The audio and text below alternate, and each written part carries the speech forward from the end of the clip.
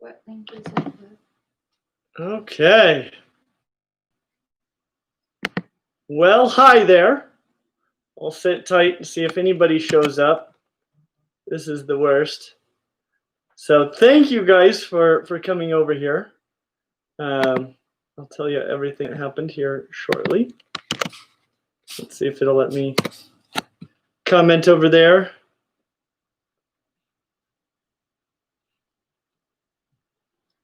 Okay. I'll keep throwing it up there. Oops. Oh, yeah. Oh, I don't know. I don't know. Hello. Okay. We've got it looks like you guys are finding your way over. Thank goodness. I'm so sorry about that. That was horrible and very, very disappointing on a lot of levels. Because for one thing, we borrowed. So I'm using an old laptop now, which is why I feel like the video quality isn't as good. We borrowed a brand new laptop and clicked to start the live stream, and it was just spinning wheel of death, spinning wheel of death, spinning wheel of death. So eventually we gave up and we plugged in this laptop and got it going, and the live stream started, and then we X'd out of the spinning wheel of death on the other laptop, and it closed out our live stream. Awesome. It was awesome. So anyway, thank you guys for being here. I'm so grateful that you made the transition. We're still missing, I think, a few people that were over in the other one. Can you post the link again, Michelle said? I don't know if mine is the best version. You can go into the studio. So mine is the playing app. But I don't have the link. One moment, please. I need to get the link for Alicia so she can give it to the other people.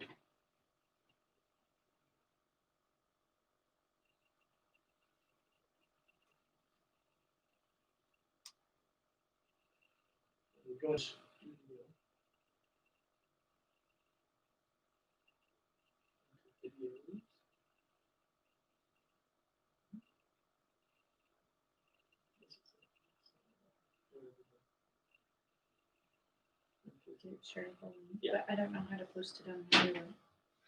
Oh, all right. Welcome. Let's see here. Looks like I might need to get the link for everybody over there. Sorry, guys. Thank you so much for your patience. I last year, one of my laptops didn't work for live streams, and it was really ridiculous. But hadn't had that problem so much. Okay, let's see here. Refresh. Okay. One moment, because I have so much cool stuff planned for today. This was like, you made an itinerary. Yeah, I made an itinerary. This was as early as I've been here and ready to go as I've had for any of these live streams, and this is the one that falls apart. Who would have thought? Life agenda and everything. Yeah, a whole agenda and everything, which is not all that like me, if you ask. Anyway. Yeah. Okay. Here we go. I'm gonna. 138 are over here now. And the other one just doesn't exist anymore, so I don't have anywhere to share it. Yep. So anyway, we're here. Let's get going. Thank you guys so much for your patience again. I had a snake out, and this is a snake I've only recently, mostly because we've been doing these live face-to-faces at the reptile room with people, which have been amazing, and I'm going to talk to you more about them here shortly. But I've been getting a lot of animals out on a fairly regular basis that I wasn't getting out on a fairly regular basis. And this first one, I brought several today to show you guys, because they're animals that were pretty exciting when I got them, and I'm still super excited about, and they're growing up, and people are often asking for updates. And so I thought, well, I'll show you all three of these. Two of them, well, so this one is the first one. She's getting bigger. She looked enormous just there as she panned by the whole thing. And compared to what she used to be, she is enormous now. But this is my Peruvian long-tailed boa, which is boa constrictor longicauda. and I'm excited about her. To this point, she's looking more spectacular than she used to. The Peruvian long-tailed boas are interesting. A lot of snakes, when they're born, in the case of boas, or when they hatch, they look kind of really spectacular, very bright and beautiful. And then as they age, their colors kind of dull, and they get to be less beautiful. Well, Peruvian long-tailed boas, when they're born, I think that they are nothing special at all. I mean, they look like a very drab common boa or Colombian boa. That's what they look like when they're born.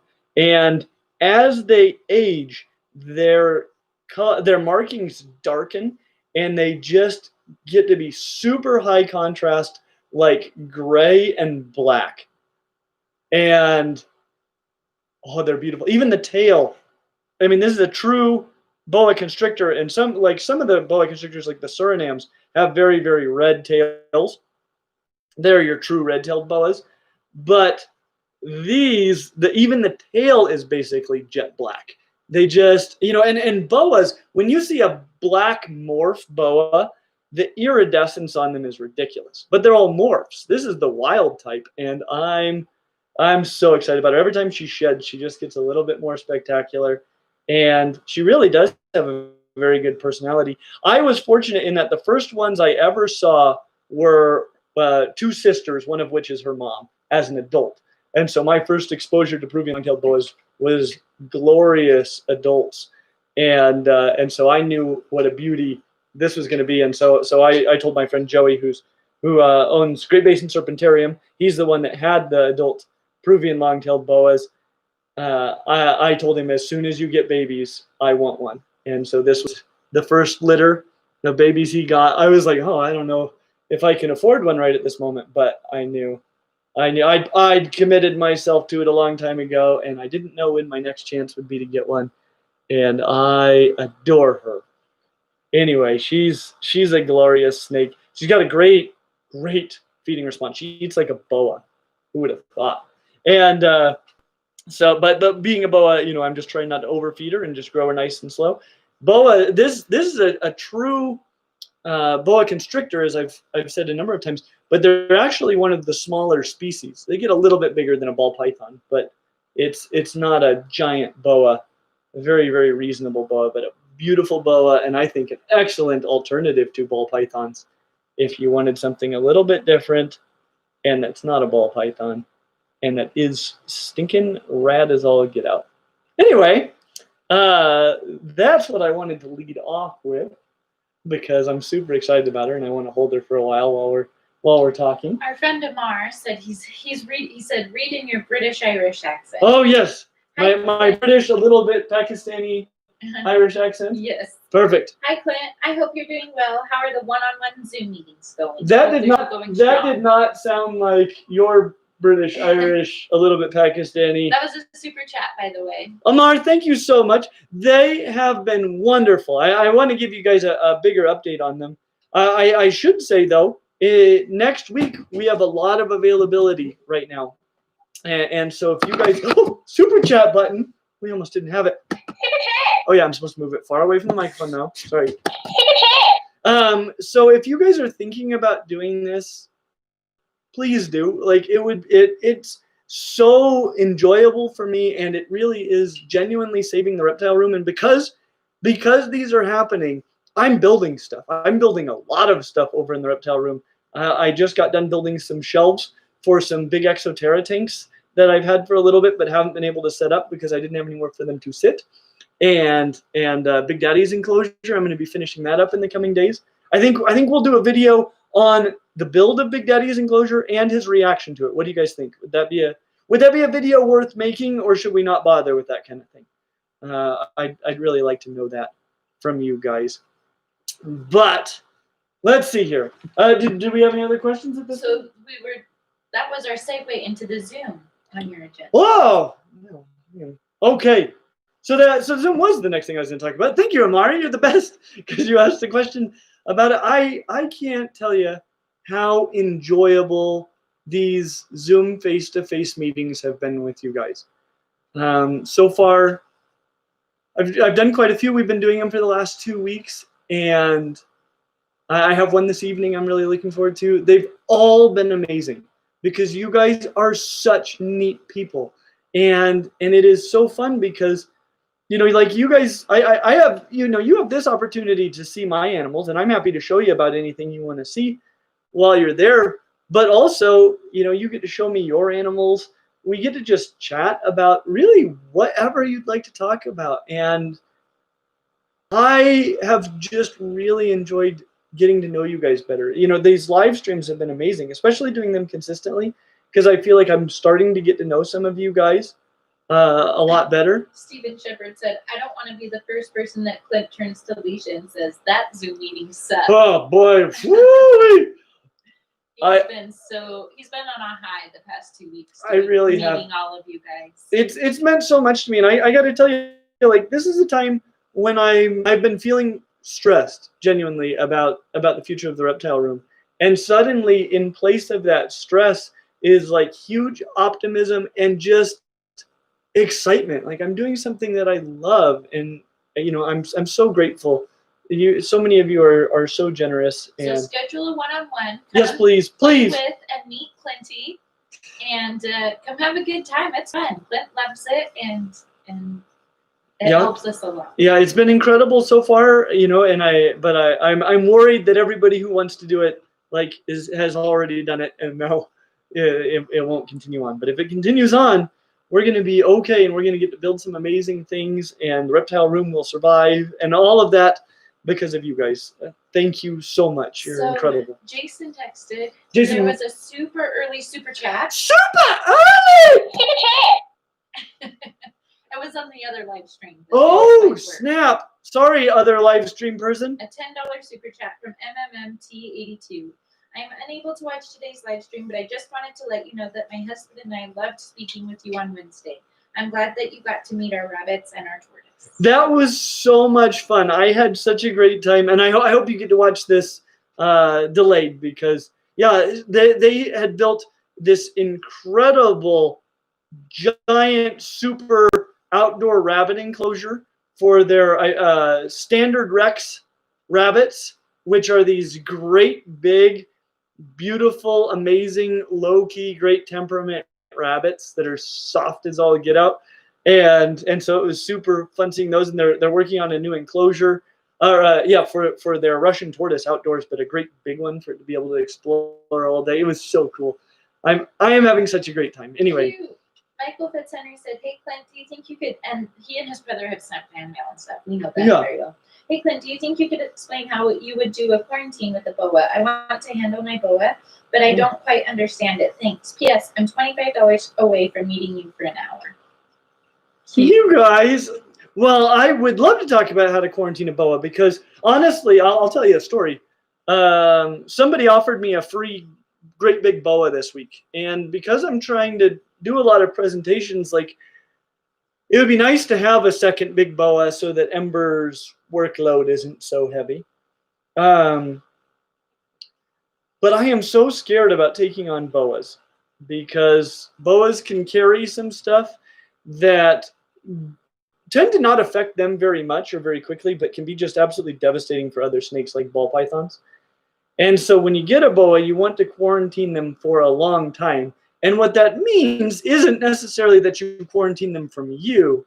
It means that you keep them quarantined from your other snakes. So you're going to want to, ideally, I mean, this is a perfect world, you'd want to house them in a separate facility, but certainly in a separate room or part of your home from any of your other animals. And whenever you interact with them, like, you don't interact with your other animals without cleaning yourself thoroughly afterward.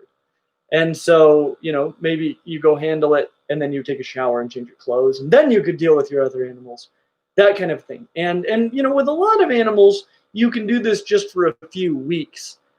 But with boas, if you keep ball pythons, for example, you know, I would recommend doing this for like a year.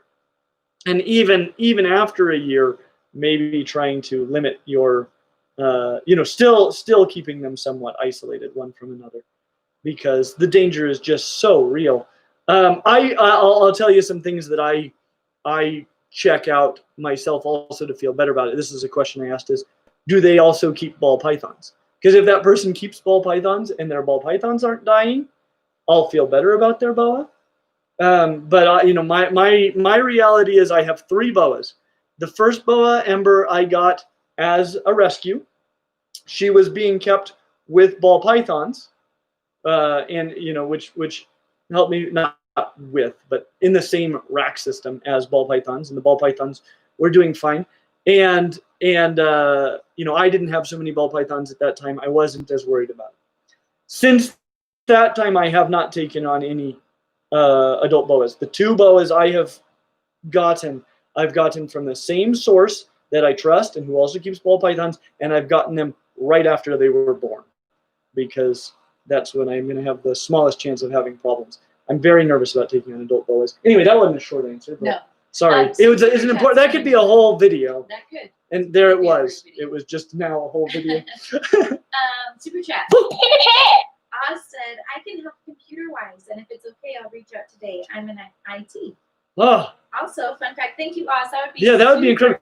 Honestly, what we're all running into, like every member of our team, is like our computers are old and not able to keep up with the demands of YouTube. And so we need to figure out where we can. Yeah, well, we all need new computers. We've been looking on like surplus sites and stuff to get good deals. My computer's 11 years old and it's just not handling things very well anymore. Sorry, guys. But we're doing the best we can. Out, Clint Reptiles at gmail.com. Yeah, thank you so much. And he said, also fun fact. They said, also fun fact. Your last name is in my family lineage. Cool, right? That's super cool, especially because it's not really in my family lineage. So here's a little known Clint fact. So my last name is Laidlaw, which would be a great name if I were a judge. Clint wants to name our son Justice. Justice, and then force him. Justice could be a girl's name too. Either way, but whoever Justice Laidlaw is, I will force them to become a judge. Okay? They will be the first non-zoologist of all of our children. The others can be any kind of zoologist they want to be, but Justice has to be a judge. No, that's the end of the story. Anyway, so my dad's dad, and actually my mom's dad as well. This is crazy similarity that they have. Both of their dads died when they were babies, and so both of my parents grew up with stepdads, and so my dad's birth last name was Perrin, and but then he was adopted by his adoptive dad, who's a Laidlaw, and who was just absolutely an unbelievably fantastic father to my dad. He passed away when I was fairly young, but I knew him well when I was little, and no one could care more for their son than he did for my dad. I mean, it is extremely touching and special, the relationship that they had, and anyway, you can't always count on that in the world. So my family lineage only goes back to there. My dad's, well, I'm the first natural born Laidlaw in my family, and I only know 4 Laidlaws that don't live in my house at this point in time. 4 living Laidlaws that don't live in my house. Isn't that crazy? Are you ready? Sorry, that was a long story, but here we are. Alicia's like, why did you tell that story?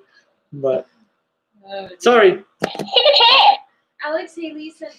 Thank you, Alex. Is the red-sided skink the best/easiest pet lizard? We should do a video on that. The red-sided skink? Probably not, but I think honestly, as far as the easiest pet lizard, might be leopard geckos. Yeah, she's great. Boas are often kind of cocked and ready. That's one of the things that you're always having to watch with them. But there are lots of great pet skinks, and so if you can get one captive bred, probably stinking rad.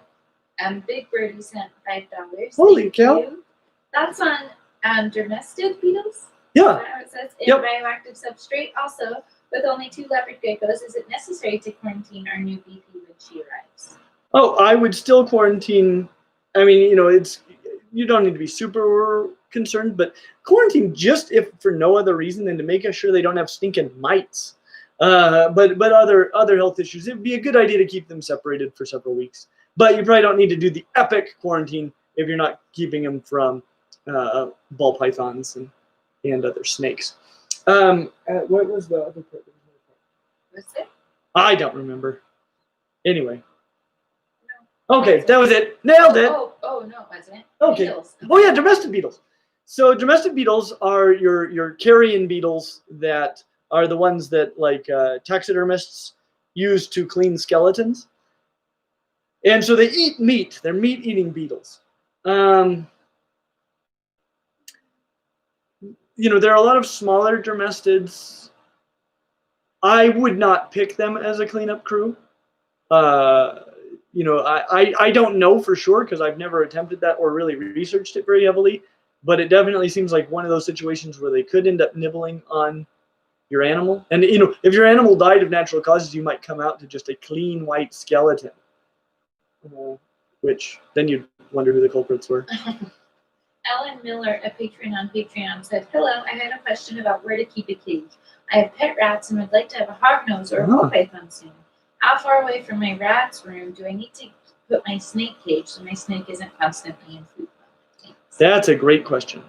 Honestly, the farther away that you can keep them, the better. If they're not in the same room, there's probably a pretty good chance it'll work out. You know, especially if it's just sort of an ambient smell that's always there, then they're probably not going to go into hyper food mode. But you probably need to be a little bit more careful about potential bites and stuff because they think they're getting fed all day, every day.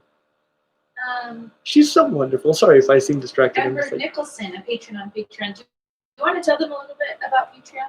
About Patreon? How great it is? Yes.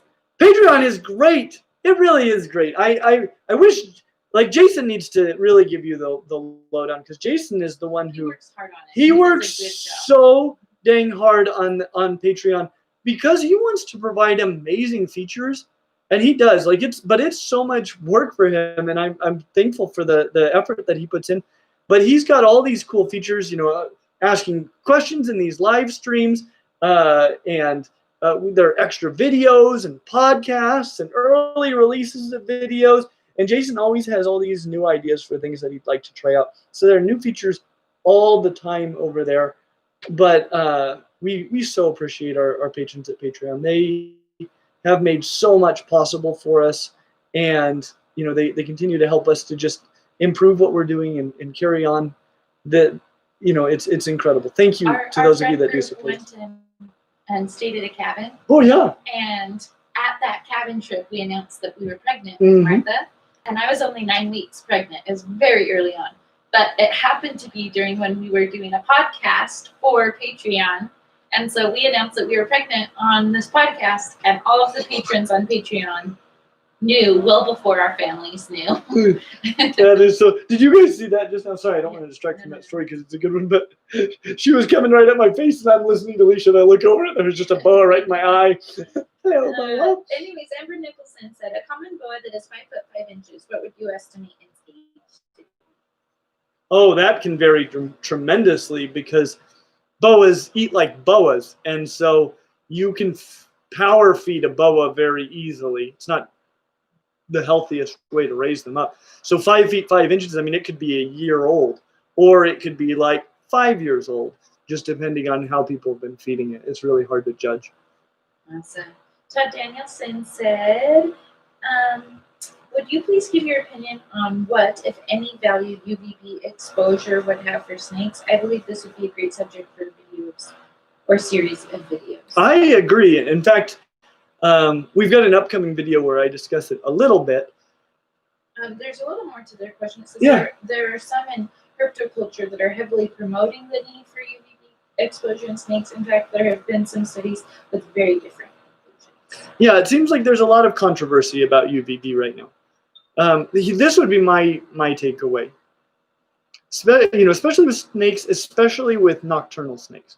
So I think there's some reasonable arguments to be made that nocturnal animals like crested geckos can benefit from UVB because a crested gecko, even though it's asleep during the day, it's usually asleep in the open.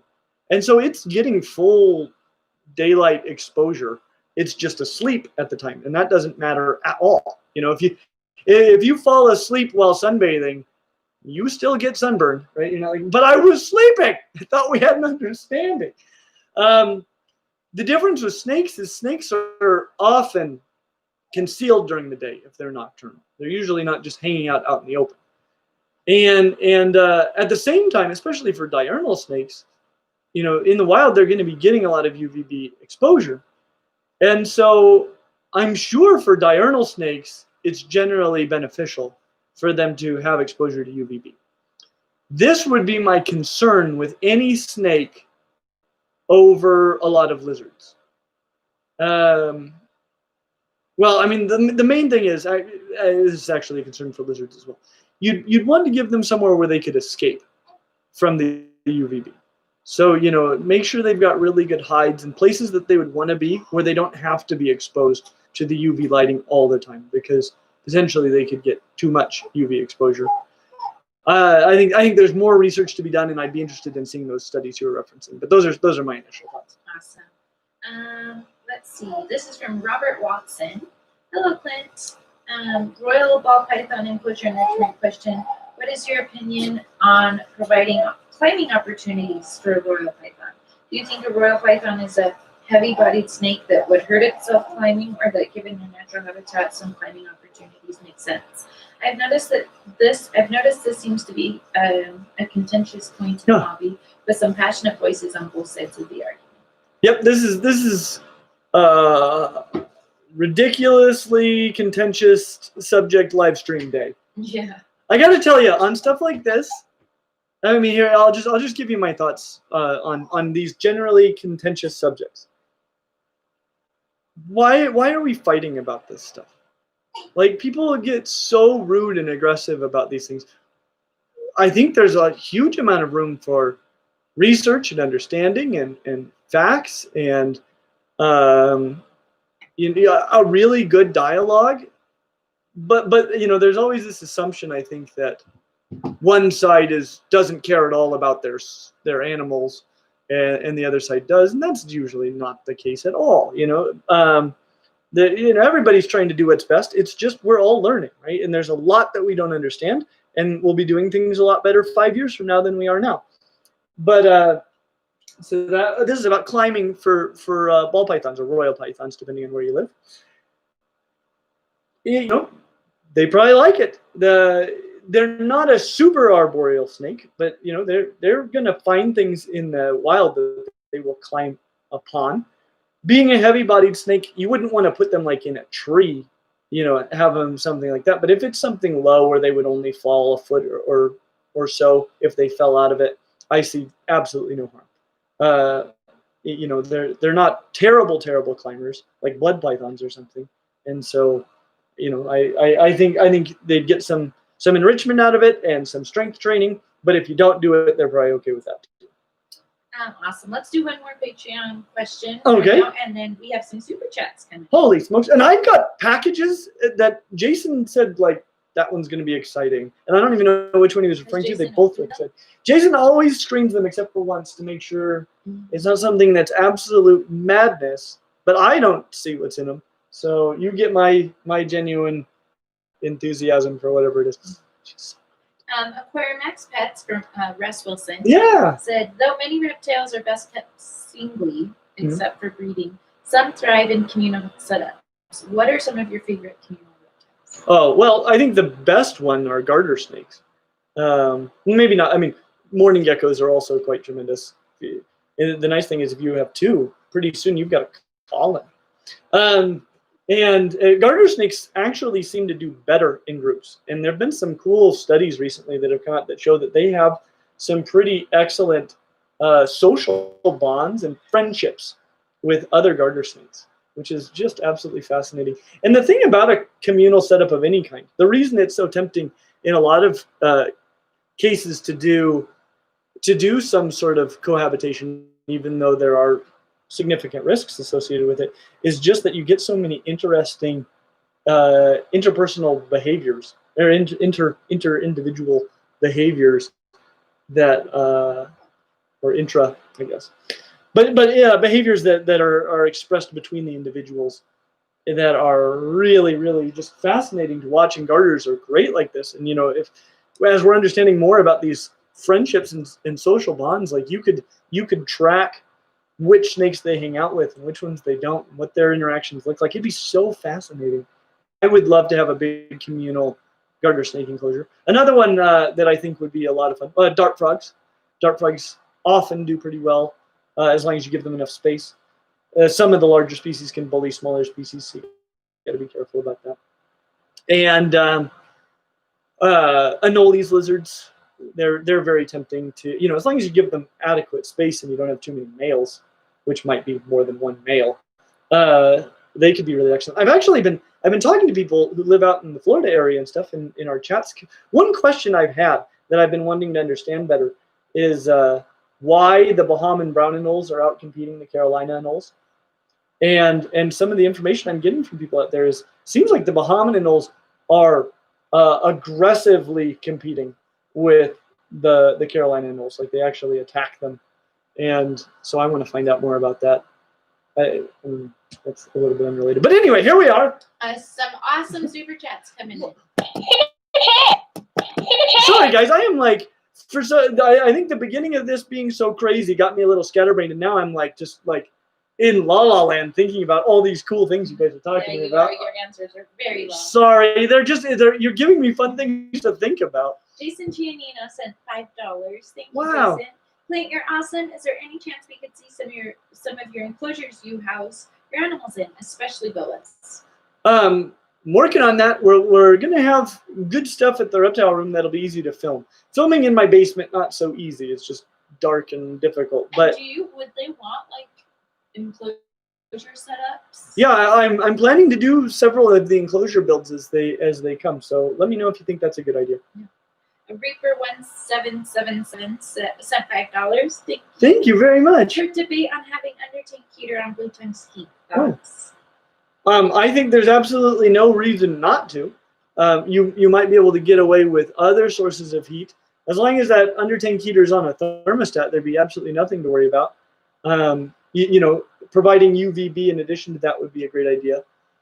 But a blue tongue with undertank heat would do great, in my opinion. Okay, you're gonna. Okay, I should get a different animal out. I want to.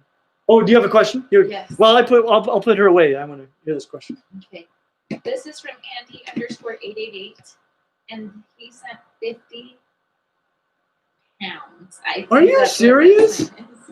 Yeah, can you believe that? Holy cow! Thank you so much. And it's really cute. Hi, Clint. Thanks for the great content. Watching your live stream has become an end of week ritual for me and my fiance. I'm now trying to convince her to let me have a hog nose. Wish me luck. We hope Martha is doing well. She's doing great, and I do wish you luck because a hog nose is a fantastic choice. Thank you so much. That was so very thoughtful of you as well. As a wife of a reptile enthusiast, hog nose is a pretty good snake to get. Yeah. So I give you 2 thumbs up. Do I have a moment to open one of these packages? I realize while my hands are free, I should open the package. Yeah, but let's do these super chats. Really okay. But I'm going to have the package in hand. Amar, our friend Amar. Yeah, Amar is like our best friend ever. Yes. Thank you, Amar. They said, regarding contentious subjects, everybody loves their animals, and the thought that they might be mistreating them is a very, very difficult thought to come to terms. That is very true. I think something we need in this hobby is a little bit of understanding of the fact that there are a lot of people in this hobby who don't know what they're doing as well as you do. And sometimes all we do is like shout at them and call them names and drive them out of the hobby. Well, what we need to do is have patience and kindness to teach. Some loving teaching. Yeah. Let's see. Jacob Lewin is our Canadian friend who wants to take a class from you and has a scheduled appointment with you. I think it's on Monday. Hot diggity. They sent $20 Canadian. Are you serious? Thank you. That was it? That was it. Well, I look forward to seeing you on Monday. Thank you so much. Thank you, Jacob. One more. One more. I want to explain the button, but it's already a little Maybe I should explain it so that it doesn't take too long. Explain this. Yeah. Yeah. The super chat button. Clint and Jason, whenever they did super chats together, when a super chat would come in, Clint would say, super chat! Really, really high and silly like that. And it made Jason laugh every time. Yeah, only every time. Jason probably just now was laughing at his house, I would assume. And so some really super awesome fans created a button. Show them the button. It's gold and says super chat. We love it. So there's the button. It fills me with unspeakable joy. Like every time I have to hit it, I'm like, yes! Even if I don't do it physically, I'm feeling it. Yeah. I feel the joy. Dragon fan 0021 said, hi Clint, between Russian Tortoise, Peruvians and redfoot tortoises, which would you recommend? Also, I sent you a handmade plush last week. I hope you liked it. My name is Hillary. Remember Hillary? I think. And it might be in there. Well, spoiler alert, because I've got a package from Hillary. I'll open it right now. Okay. She sent $10, by the way, too. Thank you, Hillary. Whoa! My goodness! Oh, it's so cute. She made it. Can I see it? It has a doodad on the bottom. You may see it for a moment, but I need it back. There's also a letter in here. I'll have to read it. It's a magnet. That's what that is? Look, it says on the laptop. Oh my goodness. Ka-chow. Oh my goodness. It's a magnet. It is a magnet. What do I have that's metal that I can do? If only I had a plate in my head. This is the laptop that failed us. FYI, that we borrowed. It's a failure laptop. Laptop of failures. Put it up on the So cute. This is the best thing. It's so cute. I can't believe you made that, Hillary. Oh my goodness. Amazing. Oh my goodness. I cannot believe this is handmade too. Like the quality. Yeah, it's incredible.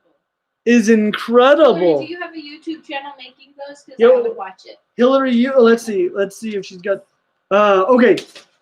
I do have a website. It's pinkyplushymaker.tumblr.com. So I'm going to spell that out. I'll type it in while you spell it. Okay. So this is Hillary Upperman, and it's PINKYPLUSHIEMAKER.tumblr.com. I am so excited about this. I think it arrived last Friday, which, really quickly, our live stream next week will be on Thursday. Don't let me forget to tell you more about it. But it arrived on the day we did our live stream, but I didn't have time to go up and get it before. And so today I drove quite a ways just so we could pick this up before the live stream. And I've got one more to open before the day's over, but I am super excited. And here's also a picture of her lizard. She's got a blue tongue. She's got a righteous, that might be a panther, is it a carpet chameleon, and then a Eurymastix, a crested gecko, a cave gecko, and a bearded anole. Those are some righteous lizards. You've got excellent taste in lizards, and you have given me. I adore this. Where should I put it? Because you guys know how much I love the artists, and I actually brought a piece of art back here today to show you because I want to give you an update on it. I'll do that in a moment. But oh snap! Let's see. I know how this works. That's so cool. I know how this works. I'm slowly figuring it out. Oh boy! So this is like the best of animals. It is so cute. Oh my goodness! And he looks just like our logo, and our logo is Pascal from Tangled. This is just so like Pascal. I need to be Rapunzel for Halloween just so I can wear him on my shoulder. This is so incredible. I love it. Oh my gosh. Anyway, sorry. I should simmer down 5 notches, but I don't know if I can. Isn't this incredible? I think, is this weight really about him being Pascal from Tangled? He's not actually Pascal from Tangled, but he looks a lot like Well, Pascal from Tangled means a lot to Yeah, us. Pascal from Tangled has special meaning because one of our great dates was when we went and saw Tangled, and anyway, we fell even more in love. And okay, let's do some more super chat. Oh, you have to answer her question. Yes, what was her question? Russian hermit or redfoot? Redfoot tortoise. Really depends on the size that you want.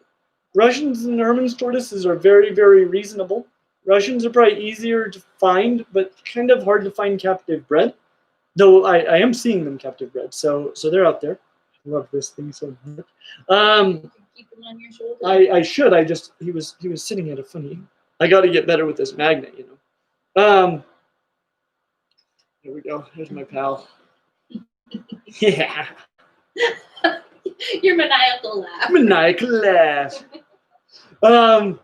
So anyway, yeah, redfoot tortoises and yellowfoot tortoises are really awesome, and they live a lot like a giant box turtle. They actually need some meat protein in their diet, but all of them are great. I honestly think a yellowfoot tortoise or a redfoot tortoise, I think you said redfoot, they kind of have the a lot of the upsides of a giant tortoise while being not super giant. You know, but they're big enough that you can put them out in your lawn and birds not going to pick them up and that kind of stuff, and you're not going to lose track of them as easily. And that's kind of fun. Where a Russian, you could lose it a lot more easily. But the nice things about stuff like a Russian is they're small and reasonable for a tortoise, and they do almost all the cool things that tortoises do in a little package. I need to get caught up on my currency symbols so that I we should have currency symbol quizzes for Alicia. Alex Massive, I think it's 10 euros. Thank you so much for sending that. He said, hi Clint, have a BCI now. Thinking about my first arboreal snake. Would love a basin emerald tree boa. Emerald? Yeah, okay. Probably. But very expensive. Green tree python, another option. Thoughts, other options. Okay, so if you saw our recent video, I got to spend some time with emerald tree boas at Nerd. Amazing. Green tree pythons, also amazing. Carpet pythons might be something worth looking into. They're very close relatives of the green tree pythons, and a little bit more affordable, a little bit easier to find, and a little bit easier to care for. But you know, those are all kind of challenging snakes, but also snakes that we're getting a lot better at keeping than we used to be. There's a lot of good information out there. You could be successful with any of them as long as you are prepared for it. Awesome. I think you should open your next package and then get an animal. Well, I think I schedule is next animal. Do you know something about this package? Okay. I don't know anything about it. I just think that it would be easier. Okay. Next package. Are you guys ready? So this one is from Stephen Finnett, I think.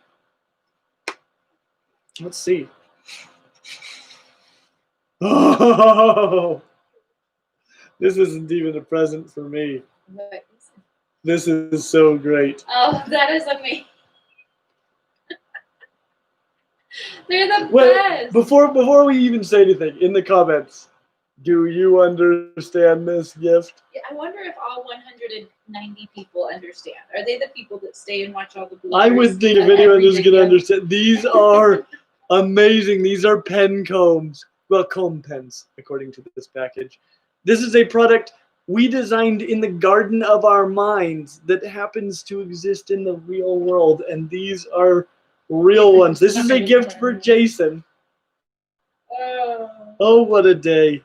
These will probably show up in a number of videos right at the end in the bloopers. And there's a letter that goes along with it. I'll have to read it after, but those are magnificent. Who said that? Those are from Stephen Finnett.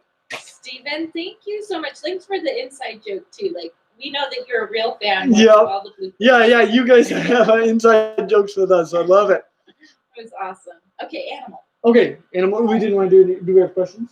But we have more Patreon questions. We could do a lightning round. Well, lightning round is at the end. I've got it all scheduled out. So I want to give you an update on another snake. You guys remember this one? I got this one a while back. This is from Ramen Reptiles, and I love it because this is the snake that I actually own. And I showed it to you guys on a live stream when it first arrived, but it was when we were doing a test live stream from the reptile room, and the quality was horrendous. So it was like a pixelated imaginary version of this. But this is the real thing. Well, no, this isn't the real thing.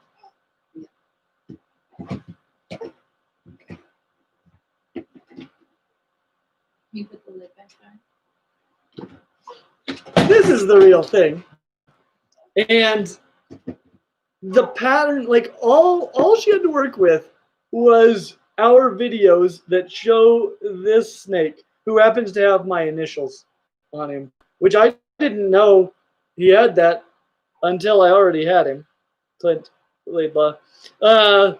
He's also got a great smiley face, at least one, maybe more, on him, and he's just spectacular.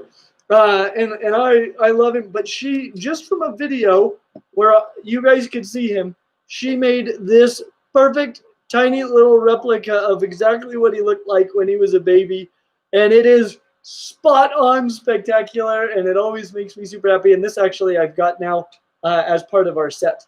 I do that with a lot of the amazing art. Not long ago, somebody sent us a Gaboon Viper. You remember? That's now part of our set.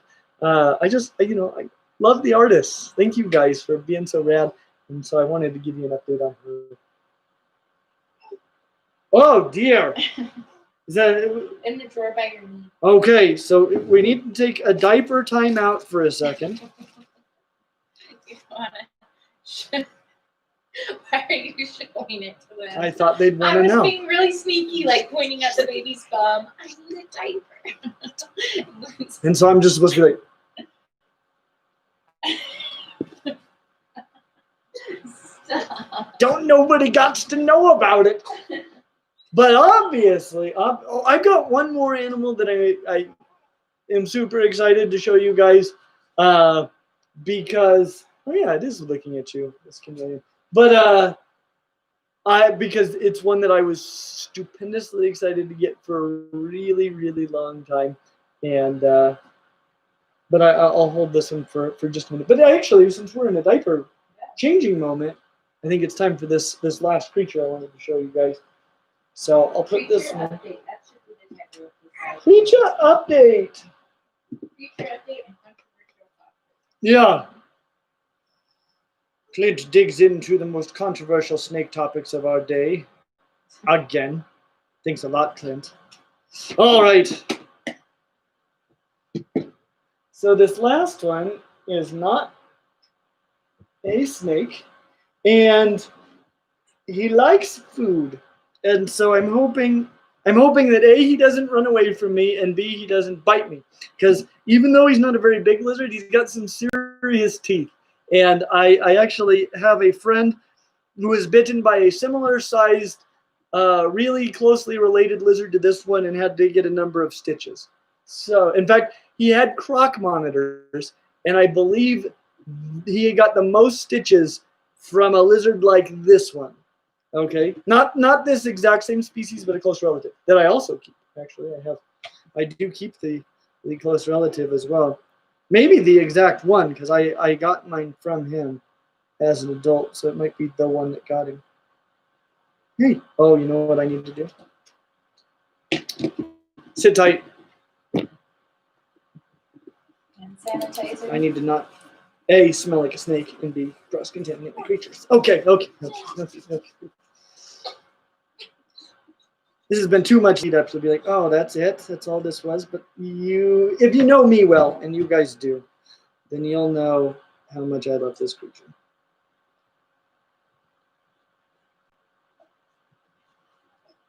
It's my Ackie! Look at how great he's doing.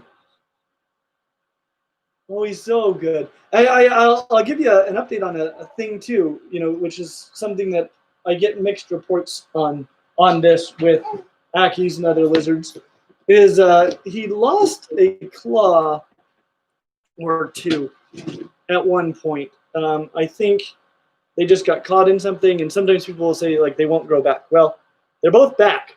He lost this claw here on his back foot. I don't know if you can see it. It's not all the way grown in, but there's a claw there again. And he lost one on his front foot right there, his ring nail. And that one's grown back in too. So he's doing great. And I love him. But I haven't, just because my life has been so crazy, I haven't been able to get him out that often. And I wanted to make sure he was feeding really well and doing really well in his enclosure before I started messing with him. And he's doing so great. He's a yellow Ackie. And I, even though like I've made a big deal about getting him, sometimes people still are like, have you got an Ackie yet? I do, I have an Ackie. And he's magnificent. I love him. And anyway, I couldn't be more thrilled with my Ackie, and he's growing up nicely, and he's just cute as a button. So Clint has wanted an Ackie ever since I. And I see this, somebody says, claws grow back on monitors, hon. I know they can, but sometimes it depends on where they're lost. Like if it's just the claw that broke off, it'll grow back. Sometimes they lose a little bit more. If you've seen the video we have on Ackies, that was before I had my own Ackie. And the Ackie in that video is a retired breeder, male. And he is missing some claws, and they've never grown back. So they don't always grow back, hun. Sorry, they called me hun. I had to re-hun them.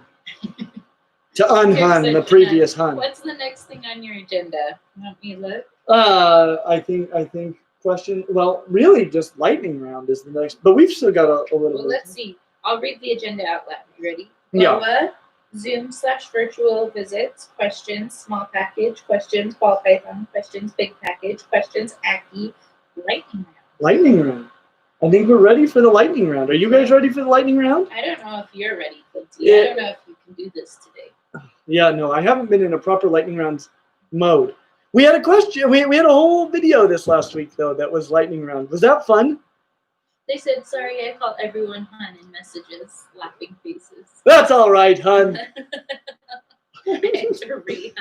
My wife, even when she was in high school, referred to basically everyone as kid, including her teachers, who I'm sure didn't care for that a bit.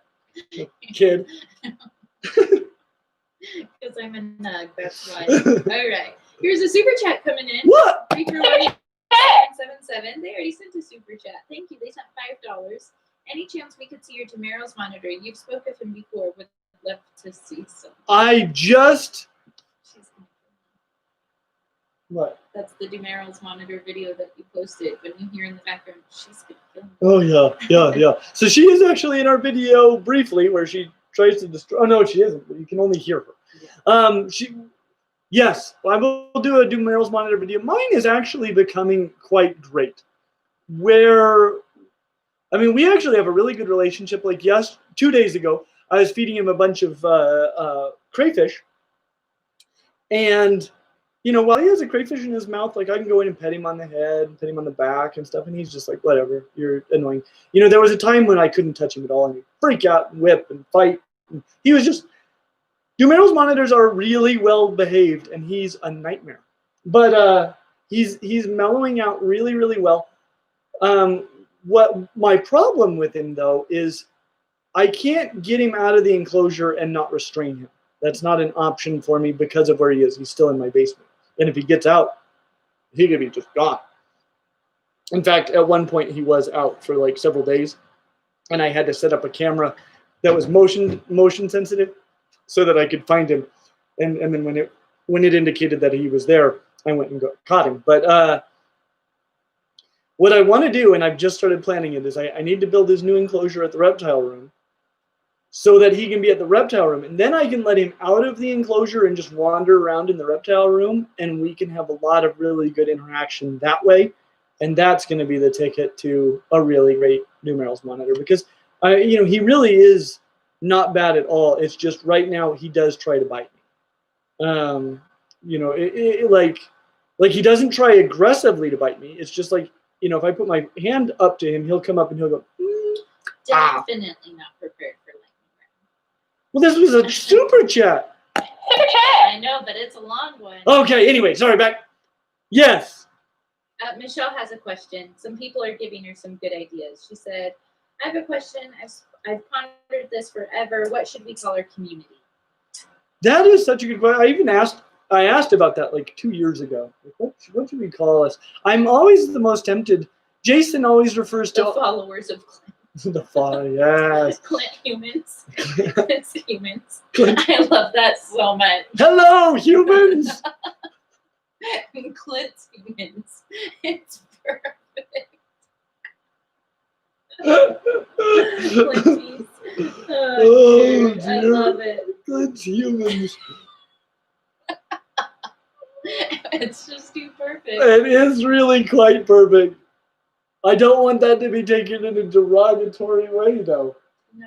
But it's so funny. It's so funny. I love it. Hello, humans. I'll just address you and say, well, hi there, humans.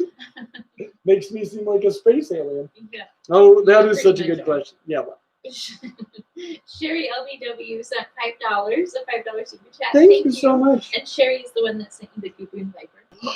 And she said, I now understand your dislike of tail drops on crested geckos. My almost 8-year-old male got scared this morning and dropped his. I'm sorry about that. I will tell you, he's going to be more fun than ever now that it's gone. Because that's the main thing to worry about, and it's over. But that moment, and it's so final. That's what's so hard with it. It's like there's no going back. You know, right after it happens, you're like, undo, back up 10 seconds in my life, and it's like, no, that can't be done. This is the way he is now. We have an awesome super chat and some really funny comments about Clint's humans. I want to read a couple. Super chat. This is from Rhonda Harriet, $5. Thank you, Rhonda. Thanks for being awesome. Your videos helped me decide to adopt 2 baby ball pythons, and they are perfect for me. Oh, I'm so glad to hear it. What kind did you get, by the way?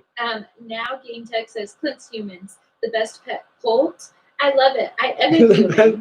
I am a human. How did you know? People are saying no, it's not derogatory. It's the best. Everyone's saying they're cracking up. Oh, good, because there will be one bonobo that watches this channel that'll be like, "Hey, why am I left out now?"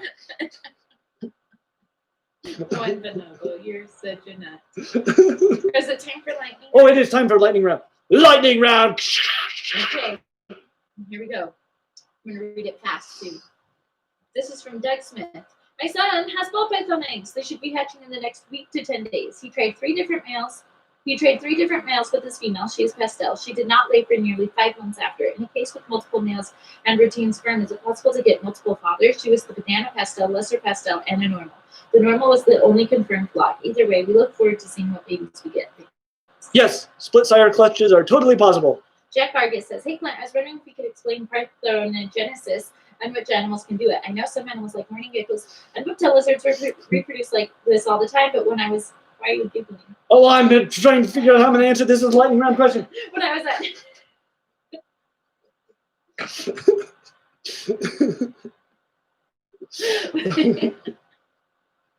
We've lost Leisha. Lightning round over. Momentary sunlight shining through the clouds. Stop. When I was at Nerd, and the baby's laughing. When I was at Nerd, I had someone talking about animals who normally reproduce sexually, like Komodo dragons, rarely sometimes participating in parthenogenesis. Taking the Nerd tour was amazing, by the way, and anyone who is in NHRM should check it out. Okay, so parthenogenesis, I think we talk about this in a little bit more detail in our morning gecko video, so you should watch that. But it's when a female lays eggs all by herself, and they can either be clones or they can be essentially haploids, where she just creates a double copy of her genome. In that case, so if their clones are going to be females like her, if it's a ZW species of lizard like Komodo dragons, then what you're going to get are all male offspring, and the other ones will all die. So only half the eggs will hatch, and those will be males. And so she's now created a mate for herself by a parthenogenesis. There, good enough for lightning round.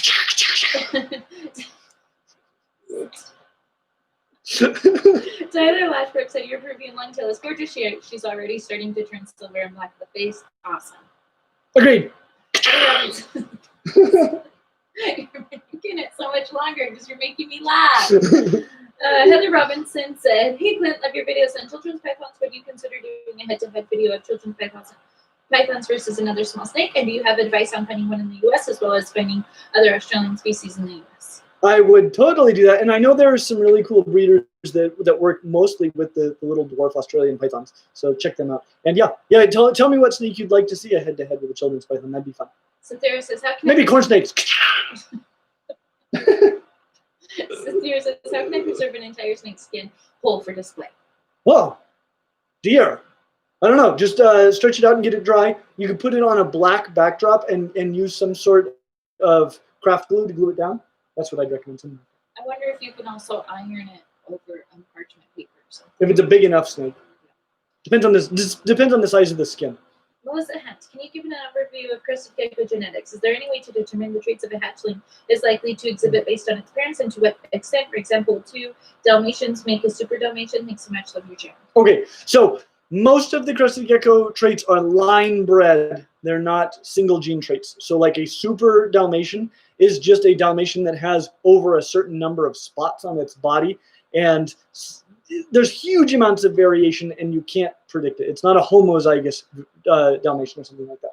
There are only 2 morphs that I know of that are single gene morphs in crested geckos, and those are Xanthic and lily white. The rest of them are line bred, pinstripe, clad stripe, flame, harlequin, Dalmatian, all that stuff. They're line bred. See, Ryan Chirac said, I'm shopping for a specific ball python worth on the line. How can one be absolutely sure of the animal's genetics profile? Is there a 23andMe DNA test for reptiles? P.S. The people demand more screen time for Leisha. Oh, yes. On visual morphs, you can be pretty sure because you can see them. On hets, honestly, you're taking a bit of a gamble if it's a breeder that you trust and they tell you what the parents are and their phenotypic, homozygotes for a recessive allele, then you can be sure you have hets. Otherwise, you've only got pos hets. We actually cover that in our genetics videos. And the people, meaning Clint's humans, right? Yes. Right. We humans. Yeah. Elizabeth Dyson said, hi, Clint. Do you think that some variation of an epilepsy drug might lessen the effects of wobble and ball pythons if the powder was made similarly to the calcium powders used for MBD? You could test the rodents to administer the dose. Liz, I just met with Liz the other day, and it was amazing. She's over in England, and we had a wonderful chat, and she actually asked me this question in person. But it seems possible. You'd have to figure out dosage. That would be the biggest thing, but it would be something worth looking into. Okay, it gets her every time. That's Leisha's super chat. Sherry LBW, our friend Sherry, sent $5. She's the one that sent the good one. Right? Correct. Okay, I'm getting everybody straight in my head. Thank you, Sherry. She said, waste not, want not on the tail of the isopods. Really like it. What? She gave the tail of her crested gecko to the isopods, so they're waste. Our dog gets these little eye boogers in the corner of his eye, and our son gets them out of there, but then lets the dog eat them. And Leisha was asking him, like, why do you do that? And he's like, I don't want to waste them. Can't let an eye booger go to waste. So gross. Another super chat from Rhonda Harriet. Super chat! My ball noodles are a pastel named Coffee and a cinnamon named Donut. My son named them. Those are great names. I know I've displayed entire clutches of brightly colored ball pythons before, and people thought it was a bunch of donuts. Really? Yep. Wow. So it's been an hour. Okay. We're done with Patreon questions. We're done with super chats. We did it. And we showed off all your creatures. We opened both things, and Martha ate and got a diaper change. And we switched computers. We had 2 different live streams. Thank you guys so much for being here today. I really appreciate your patience and for coming over to this different live stream. What a crazy little morning this turned out to be. But honestly, once it got going, it couldn't have been better. I've had such a good time. Thanks for just letting me laugh and have fun. You guys are my people. Maybe not my humans. No, they're your humans. You guys are my humans. The Clint's human cult. I gotta tell you, every one of you that I've been able to meet in person, either at expos or just on the street occasionally, or through these face-to-face chats, or even just over this, you guys really are my kind of humans, and I appreciate you. You're making the world a better place. This is your reminder. Don't say like and subscribe yet. This is your reminder to tell them about next week's episode. Oh, snap! Okay, thank you, Lehi. So next week on Friday, I'm going to be gone. We're going to be herping. We are going to be herping. At my family reunion. And I should mention, this is a completely other thing. This isn't next week, but coming up, Dave Kaufman and Brian Cusco are going to come out, and we're going to go herping in southern Utah. There are a lot of fun outdoor things to do in Utah, so we're going to have some great adventures. But this coming Friday, I won't be here. So I'm going to have our live stream this same bat time on noon, but on Thursday. Okay, so we're not going to miss it. It'll just be a day early. So if you're only available Fridays at noon, good news, it will be available to watch Friday at noon, but you could be a whole 24 hours earlier than normal next week. So anyway. Basically toast. I'm glad you caught a live one. Welcome. Yeah. Now, what is basically toast? I guess that's just bread. Maybe buttered bread. All right, I think it's fine. All right. Thank you guys so much. As always, like and subscribe. We hope to see you real soon.